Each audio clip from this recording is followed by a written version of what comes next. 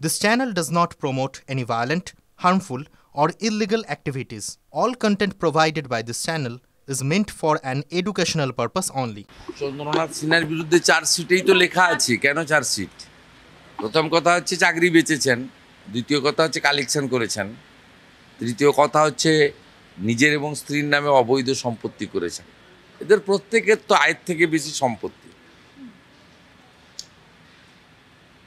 আপনি দেখছেন না, এর প্রত্যেকটা। এই রাজ্যের মুখ্যমন্ত্রী নিজে দুর্নীতিগ্রস্ত এবং তার যে পুরো র্যাকেট, তার পরিবারের লোক থেকে শুরু করে সকলেই আয়ের থেকে বেশি সম্পত্তি। শেষ পর্যন্ত শাস্তি হবে, মানে বারবার এই ডাকি কোথায় ডাকাডাকি? চার্জশিটেড হয়েছে মানে তো কনভিকশন হবে, ওকে তো নির্দোষ প্রমাণ করতে হবে। চার্জশিটেড মানেই তো ফাইনালি এবারে ট্রায়ালে ওকে ফেস করতে হবে। ট্রায়ালে ফেস করলে কনভিকশন হবে।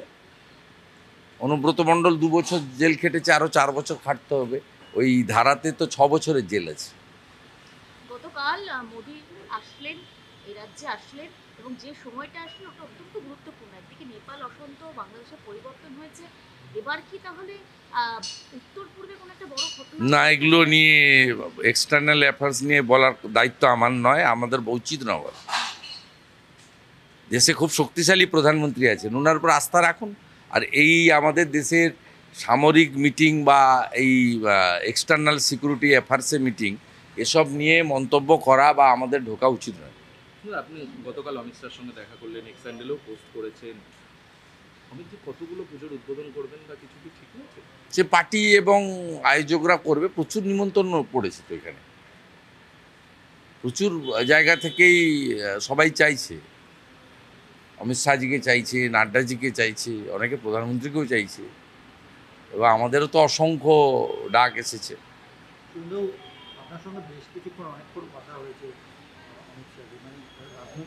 যেটুকু বলার সোশ্যাল মিডিয়ায় বলেছি, বাকিটা আপনাদের জন্য নয়।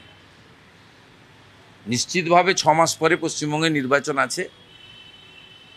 উনি দেশের বড় নেতা এবং উনি মনে প্রাণে চান ডক্টর শ্যামাপ্রসাদ মুখার্জি যে বাঙালি এই দল প্রতিষ্ঠা করার পিছনে ছিলেন, মানে জনসংঘ থেকে ভারতীয় জনতা পার্টি, সেই ডক্টর শ্যামাপ্রসাদ মুখার্জির মাটিতে যতক্ষণ না পদ্ম ফুটছে, 20টা 21টা 25টা যত রাজ্য হোক না কেন, বৃত্ত সম্পূর্ণ হয় না।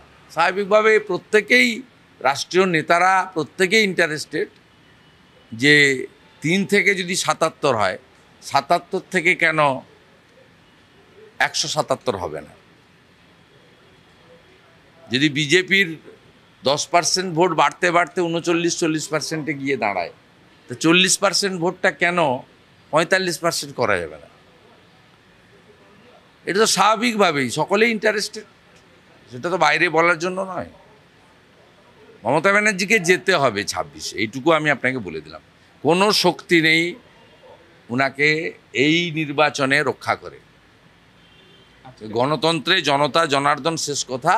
আপনি ব্যক্তিগতভাবে বুম ছাড়া, ক্যামেরা ছাড়া, সাংবাদিক পরিচয় ছাড়া আপনি রাস্তাঘাটে বাজারে ডেকে 10টা সাধারণ প্রান্তিক মানুষকে জিজ্ঞেস করুন, যারা লুক বদল করেছে তাদের নয়। পশ্চিমবাংলায় একটা প্যান্টকে 3 বার সেলাই করে পরে এরকম যুবকের সংখ্যা কিন্তু অনেক, ক্রোড়স। আপনি ডেকে জিজ্ঞেস করুন যে রাজ্যে 2,15,00,000 বেকার, 9 বছর পরে এসএসসির পরীক্ষা হয়, তাও সুপ্রিম কোর্টের নির্দেশে। এই রাজ্যে মানুষ পরিবর্তন চায়, এবং পরিবর্তনটা বিজেপির হাত ধরেই চায়, কারণ বিজেপি একমাত্র বিশ্বাসযোগ্য বিকল্প। তার কারণ বিজেপি পরিচালিত রাজ্যগুলিতে যেই ব্যক্তিদের দ্বারাই মন্ত্রিসভা নিয়ন্ত্রিত হোক না কেন, পুরো নজরদারিটা থাকে নরেন্দ্র মোদীজির।